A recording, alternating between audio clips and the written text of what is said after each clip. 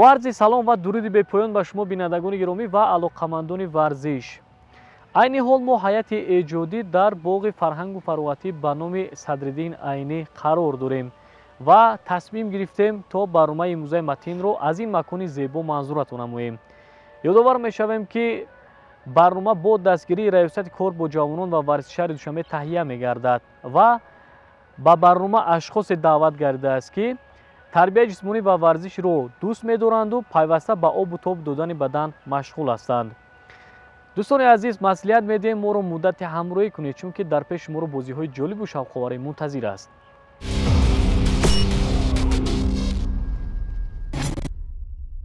تماشابینان عزیز، قبل از آغاز شرط‌های برنامه شما رو با اشتراکچیان و هیئت حکمان شناس می‌کنیم. اشتراکچی یکم برنامه اعظم رحیمов.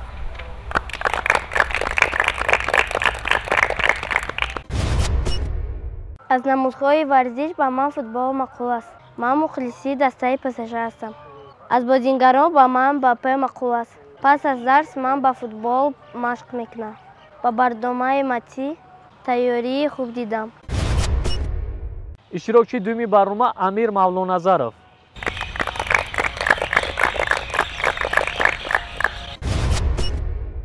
از نمودهای ورزش به من فوتبال پسند است. من در دسته سپارتاک مشق میکنم. وظیفه من حمله‌گر است. من کوشش میکنم در بازی‌ها بسیار گل زنم. امروز میخوام در برنامه متین جایهای نمایان را گیرم.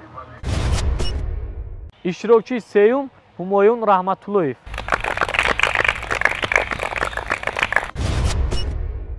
پنج ماه شد که من در کیک باکسینگ مشق میکنم. حالا نو آموزم. میخواهم بسیار مشق کنم در مسابقه ها جا گیرم. اشتراکچی چهارم انیس نورزاده.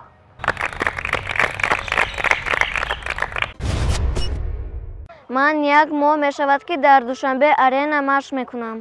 به من فوتبال معقول است. امروز میخواهم در برنامه متین مهارتم را نشان دهم. اشتراکچی پنجم برنامه عمر مولاجانов.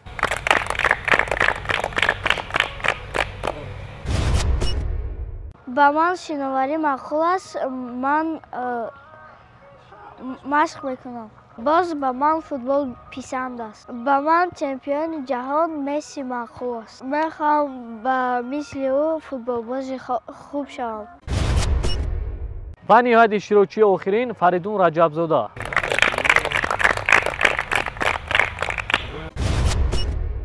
من دو ماه میشه در دوشنبه آرینا مشق میکنم. فوتبال دوست میدارم. آرزو دارم که مادرم خوب باشم. دوستان عزیز، نگ میگذاریم با معرفی هیئت حکمان. داور برنامه امروزه سمیر یوسفov. سبحان بهرامov.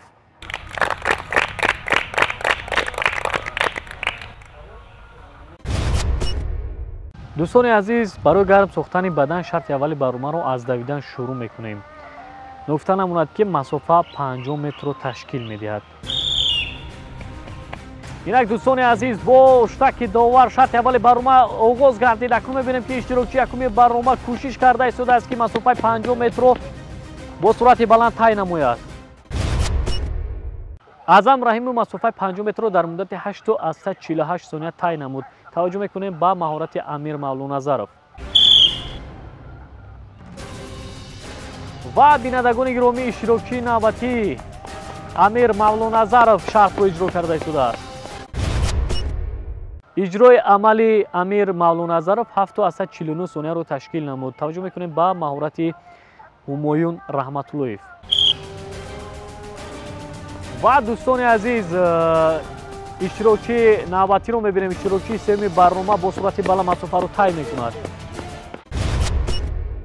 همایون رحمت‌الله مسافه 5 متر رو در مدت 7 تا از 56 ثانیه طی نمود. توجه میکنیم با مهارت انیس نورزاده. دوستان عزیز، انیس نورزاده شرط رو اجرا کرده ایستاده است. احسن میگوییم با او که بسیار سرعتش خیلی خوب است. اجرای عمل انیس نورزاده 7 تا از 9 ثانیه رو تشکیل نمود. نوبت عمر مولاجانov فرا رسید. اینک عمر مولاجانov به شرط برنامه پرداخت. اکنون میبینیم که оё метавонад ки натиҷаи рақибони худро гузарад? иҷрои амали Умар Муллоҷонов 9 сонияро ташкил намуд. навбати Фаридун Раҷабзода фаро расид.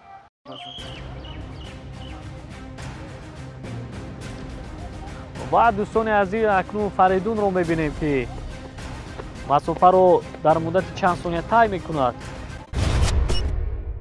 Фаридун Раҷабзода масофаро дар муддати 8 сония тай намуд. Билохира дар ин шарт Анис Нурзода ғолиб омад.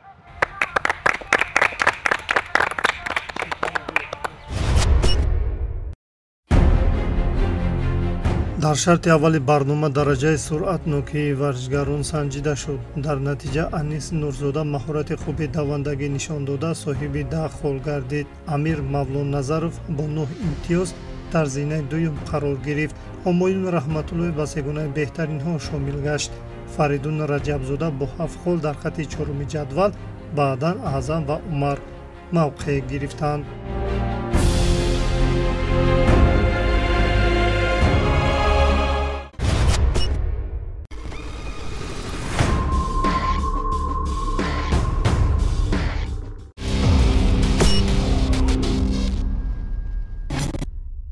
тамошобинони азиз, растем ба шарти дуюми барома. шарти навбатӣ яке аз машқҳои ҷисмонӣ мебошад ва ба ҳар як иштирокчӣ 1 дақиқаги вақт муқаррар карда шудааст. дӯстони азиз, бо штаки довар Аъзам Раҳимов ба шарти барнома пардохт. акнун мебинем ки чанд маротиба ин амалро иҷро мекунад.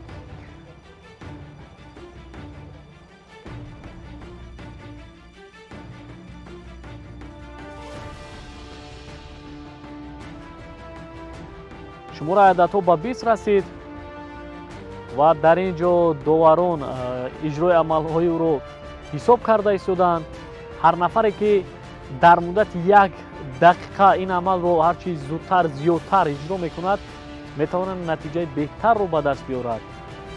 ин амал яке аз амалҳое мебошад барои мустаҳкам гардонидани мушакҳои пой. мушакҳои миён бисёр таъсири мусбат мерасонад, фоидаовар аст яъне, ва амалҳое мебошад ки бидуни кӯмаки мураббӣ, бидуни кӯмаки мутахассис ҳар як шахс метавонад мустақилона дар дилхоҳ макон иҷро намояд. Аъзам Раҳимов амали мазкурро дар муддати 1 дақиқа 49 маротиба иҷро намуд. таваҷҷӯҳ мекунем ба маҳорати Амир Мавлоназаров. инак Амир Мавлоназаров шартро иҷро мекунад. бинандагони гиромӣ, бори дигар ёдрас мешавем барномаи матин бо дастгирии раёсати кор бо ҷавонон ва варзиши шаҳри Душанбе аз боғи фарҳангу фароватӣ ба номи устод Садриддин Айнӣ манзури шумо гарда истодааст.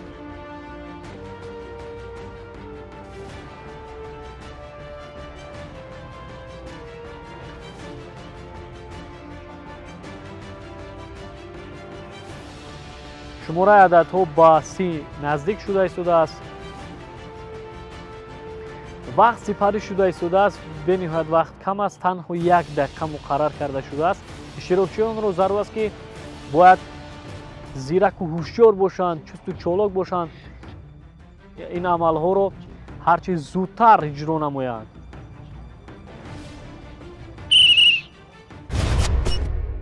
иҷрои амали Амир Мавлоназаров 43 маротибаро ташкил намуд. навбати Ҳумоюн Раҳматуллоев фаро расид.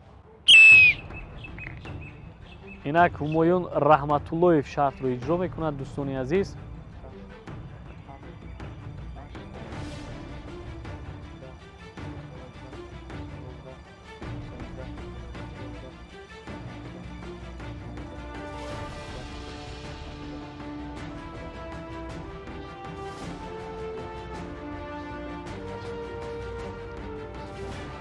шумораи ададҳо ба 25 расид. аҳсан мегӯем ба Ҳумоюн. ҳарчанд хаста гарда бошад ҳам, лек ба хастагӣ худ нигоҳ накарда кӯшиш карда истодааст ки ба мисли ҳарифонаш ин шартро то охир иҷро намояд. дӯстони азиз, ҳар як кас метавонад қувват ба тавонои худ, чӣ қадаре ки қувват дорад, ҳамон қадар метавонад амалро иҷро намояд.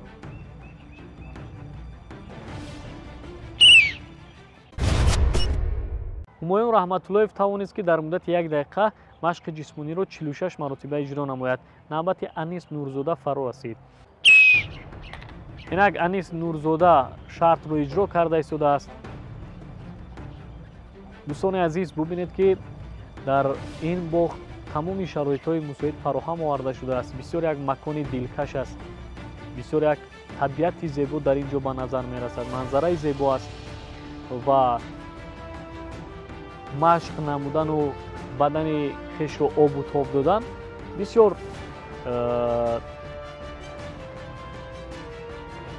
маконе мебошад ки дилкашу форам аст ва дар баробари истироҳат фароғат намудан боз дар ин ҷо дар як гӯшаи ин боғ як макони аттраксионҳои варзишӣ дар ин ҷо бо таҷҳизотҳои наву замонавӣ муҷаҳҳаз гардонида шудааст ки алоқамандону дӯстдорони варзиш метавонанд ки ба ин макон омада дар баробари истироҳат фароғат намудан бадани хешро обу тоб бидиҳанд. дар муддати 1 дақиқа Анис Нурзода амали мазкурро 55 маротиба иҷро намуд. навбати Умар Муллоҷонов фаро расид.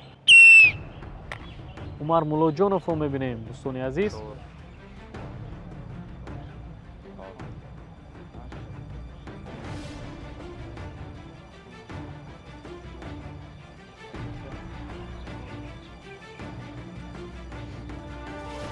бинандагони гиромӣ, албатта варзиш ин гарови саломатӣ аст, тарбияи ҷисмонӣ ин яке аз воситаҳое мебошад ки маҳз ба воситаи варзиш ҳар як варзишгари ба ору номуси миллат метавонад ки дар мусобиқаҳои сатҳи байналмилалӣ дошта давлату миллати азизи хешро бо ҳунару истеъдоди худ, бо маҳорати хуби варзишии худ муаррифӣ созад.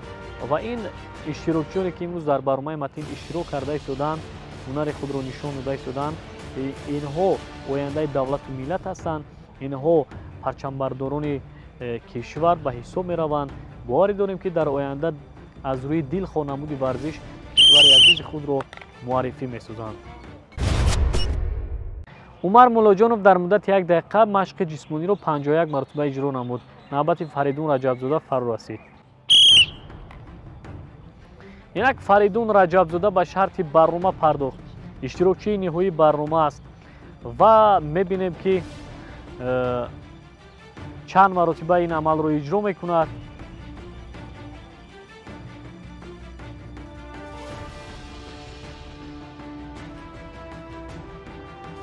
мебинем ки барои Фаридун иҷрои ин амал каме мушкил аст.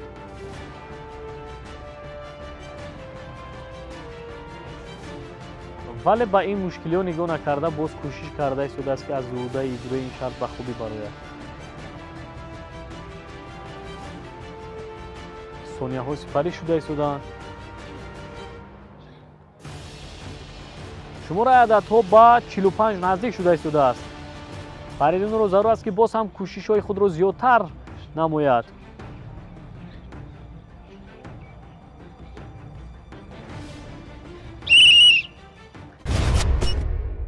Фаридун Раҷабзода амали мазкурро дар муддати 1 дақиқа 53 маротиба иҷро намуд ва билохира дар ин шарт чун ҳамешагӣ Анис Нурзода ғолиб омад.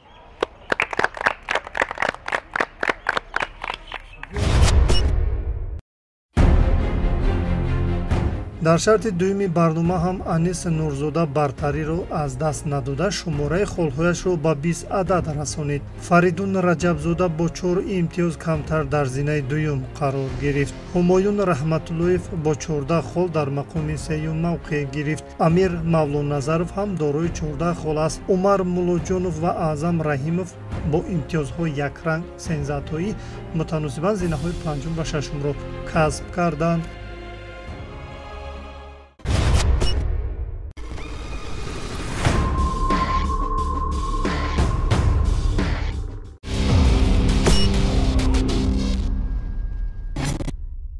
бинандагони гиромӣ, барномаи матн аз боғи фарҳангу фароғатӣ ба номи устод Садриддин Айнӣ идома дорад. инак расидем ба шарти сеюми барнома.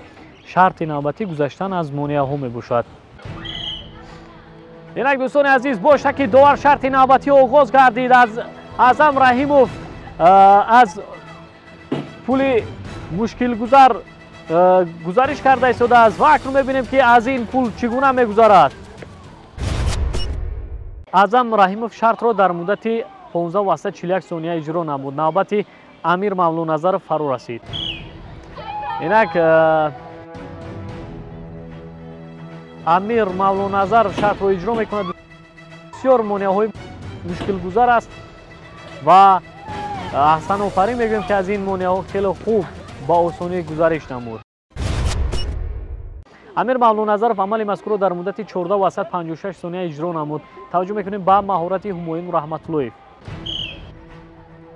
اینک همایون رحمت‌اللهیف شرط رو اجرا کرده است. دوستان عزیز میبینیم که در مدت چند ثانیه از این مانع ها گزارش میکند. احسن میگوییم به همایون. اجرای عمل همایون رحمت‌اللهیف 19 و 48 ثانیه رو تشکیل نمود. نوبت انیس نورزاده فرو رسید. اینک دوستان عزیز انیس نورزاده شرط رو اجرا میکند. ببینید که به نهایت سرعتش بلند است و از اوده اجرای این شرط به خوبی برآمده ایستاده است. اجرای عمل انیس نورزاده 12 ثانیه رو تشکیل نمود. نوبت عمر مولاجانوف فرو رسید.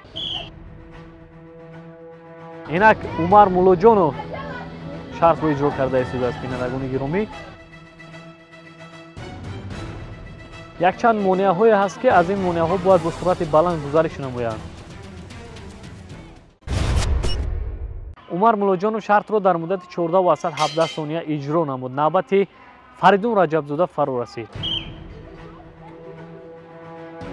و اکنون میبینیم فریدون رجبزاده الکی یک مانع رو پشت سر نمود و میبینیم در مانع نوبتی چگونه گزارش میکند. فریدون رجبزاده شرط رو در مدت 13 ثانیه اجرا نمود و بالاخره در این شرط انیس نورزاده غالب آمد.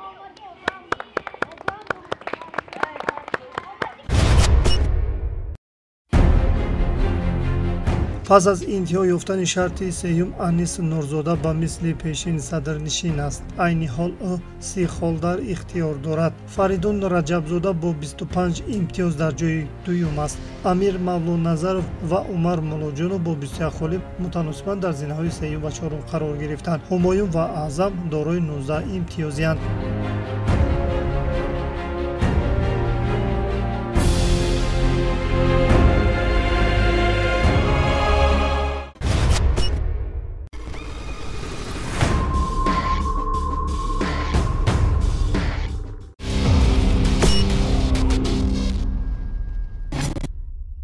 تماشابینان عزیز هستیم به شرط چهارم برنامه. شرط نوبتی مشق بالافشاری می باشد. برای اجرای این شرط اعظم رحیموف رو دعوت میکنیم.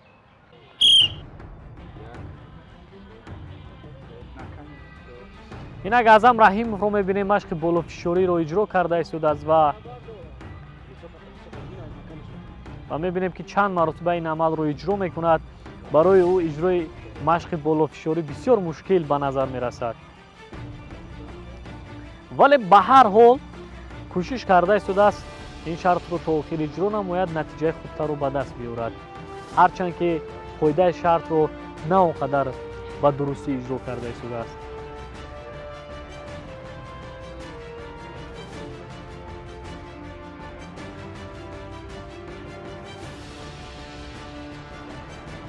شماره عددها با 25 رسید.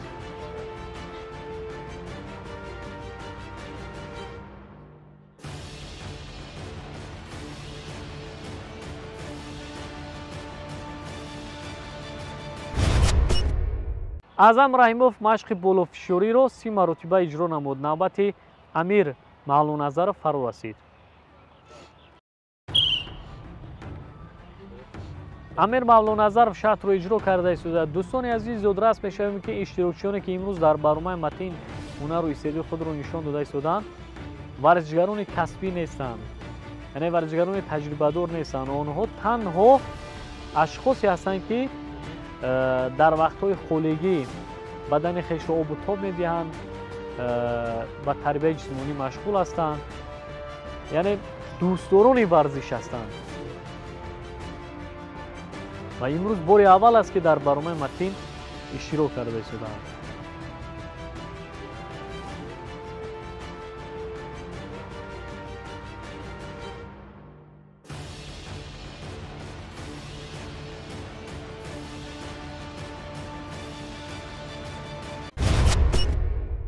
амир мавлоназаров амали мазкурро 5 маротиба иҷро намуд. таваҷҷӯҳ мекунем ба истеъдоди ҳумоюн раҳматуллоев.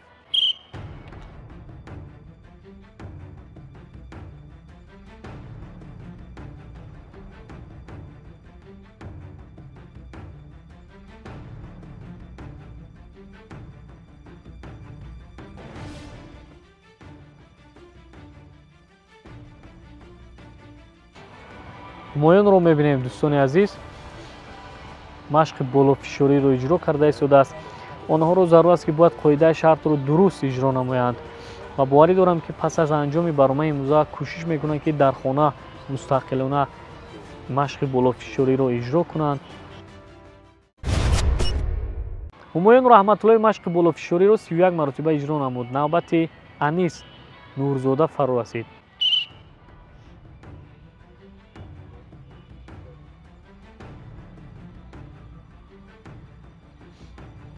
Анис Нурзода шартро иҷро мекунад. бинандагони гиромӣ, дӯстони азиз, ёдрас мешавем ки барномаи матин бо хонандаҳои муассисаи таҳсилоти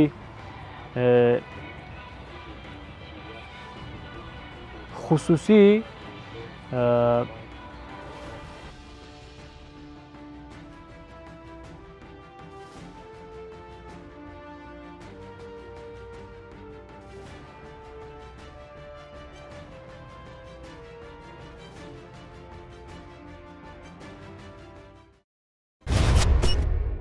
Анис Нурзода амали мазкурро 51 маротиба иҷро намуд. навбати Умар Муллоҷонов фаро расид. дӯстони азиз, ёдрас мешавем ки барномаи матин бо хонандаҳои муассисаи таълимии хусусии Контофилди дар шаҳри Душанбе манзури шумо гарда истодааст ва албатта барномаи матин аз боғ фарҳангу фароватӣ ба номи устод Садриддин Айнӣ манзури шумо гарда истодааст.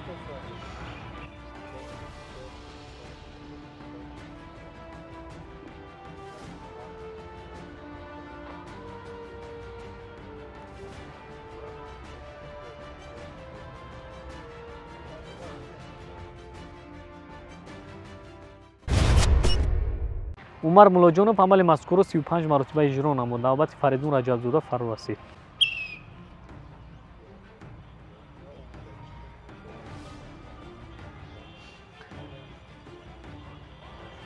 бинандагони гиромӣ, албатта гуфтам ба маврид аст ки пешрави ҳар як давлат аз солимии ҷомеааш вобастагӣ дорад. агар ҷомеа солим бошад, давлат метавонад рушду нумӯи зиёд намояд. бинобар ин ба шумо низ дӯстони азиз, тамошобинони азиз маслиҳат медиҳем ки ба варзиш машғул шавед. варзиш ин гарави саломатӣ аст. варзиш ин солимӣ аст.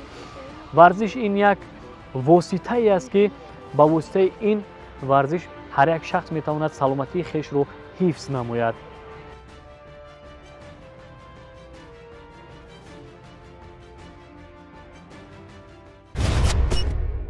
Фаридун Раҷабзода амали мазкурро 40 маротиба иҷро намуд. билохира дар ин шарт ҳам Анис Нурзода дастболо гардид.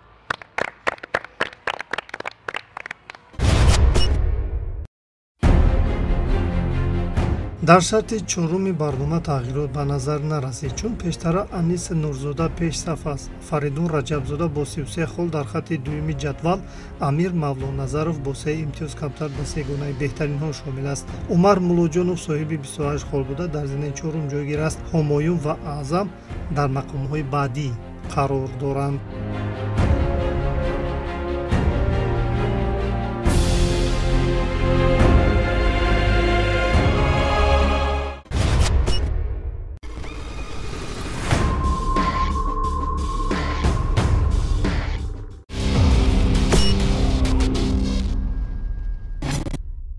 тамошобинон азиз, шарти панҷуми барнома яке аз машқҳое мебошад ки ба таври якҷоягӣ иҷро карда мешавад. инак дӯстони азиз, бо иштаки довар шарти панҷуми барнома оғоз гардид. акнун мебинем ки дар шарти панҷум варзишгарон ба таври якҷоягӣ қуввасанҷӣ мекунанд ва онҳоро зарур аст ки бояд пойҳои худро рост нигоҳ доранд, қоидаи шартро дуруст ва дақиқ иҷро намоянд. ва дар ин ҷо иштирокчии аввали барнома ба хатогӣ роҳ дод. мутаассифона дигар натавонист то охир шартро идома бидиҳад. 5 нафар варзишгарони дигар бошанд, иштирокчиёни дигар шартро идома дода истоданд ва билохира иштирокчии дуюми барнома низ дигар имкони идома додани шартро надошт ва 4 нафар иштирокчиёни дигар рақобати ҷиддиро миёни ҳамбаро монданд ва хуб мебинем иштирокчии севум ҳам хаста гардид, дигар натавонист ва иштирокчии ниҳоии барнома ҳам аз идомаи бозӣ даст кашид. акнун рақобати ҷиддӣ миёни 2 нафар иштирокчиён ба назар мерасад. акнун мебинем ки аз миёни ҳар дуи онҳо ки хубтару беҳтар то охир истодагарӣ мекунад ва шартро идома медиҳад. нафаре ки то охир дар ин шарт истодагарӣ мекунад метавонад ки 10 имтиёзро ба даст биёрад ва билохира иштирокчии панҷум аз идомаи бозӣ даст кашид. дӯстони азиз, фикр мекунам ки ин шарт ҳам барои шумо ва ҳам барои иштирокчиён хело ҷолибу шавқовар гузашт. билохира аз миёни 6 нафар иштирокчиён Нурзода Анис дастболо гардид.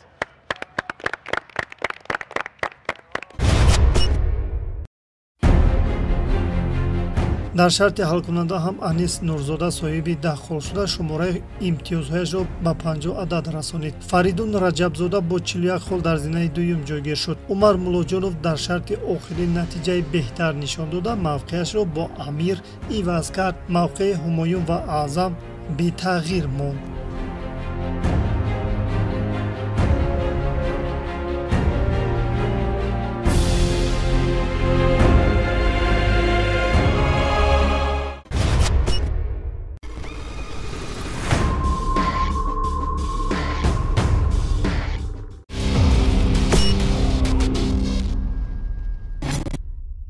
тамошобинони азиз, пас аз иҷрои шартҳои барномаи матин ғолиб ва ҷоизадоро муайян гардиданд.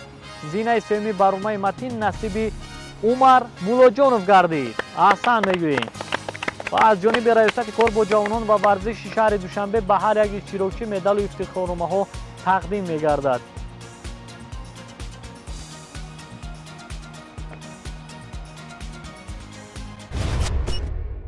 ман ҷои севумро гирифтам.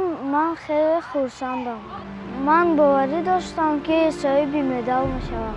шартҳо барои ман осон буданд. барои ҷои якум қувватам нарасид. барномаи матин ба ман маъқул шуд.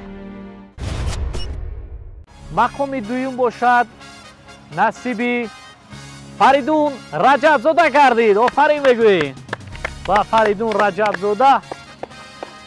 мақоми дуюмро аз они худ намуд. аҳсан, офарин мегӯем ба ӯ.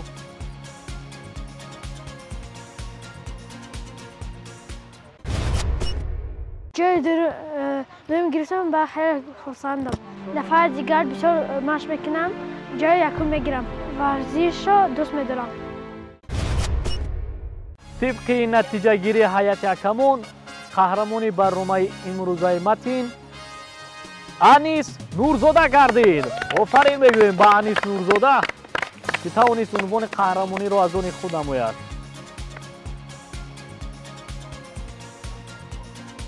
беҳтарин варзишгар, беҳтарин иштирокчӣ.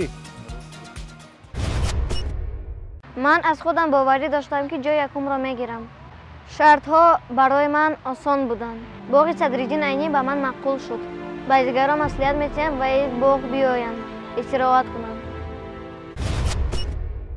ҷиҳати иштироки фаъолона дар барномаи матин аз ҷониби раёсати кор бо ҷавонон ва варзиши шаҳри Душанбе ба дигар иштирокчиён ифтихорномаҳо супорида мешавад. ифтихорнома ба Амир Мавлуназаров мукофотонида мешавад.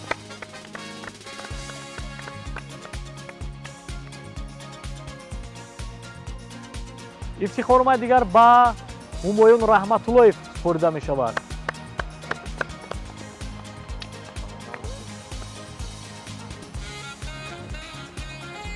ва ифтихорномаи дигар бошад ба аъзам раҳимов супорида мешавад.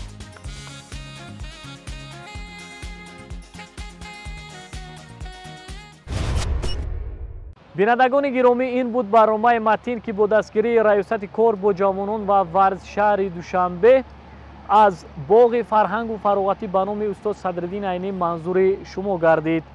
боварии комил дорем ки барномаи имрӯза ба шумо низ писанд омад. хайр то барномаи оянда.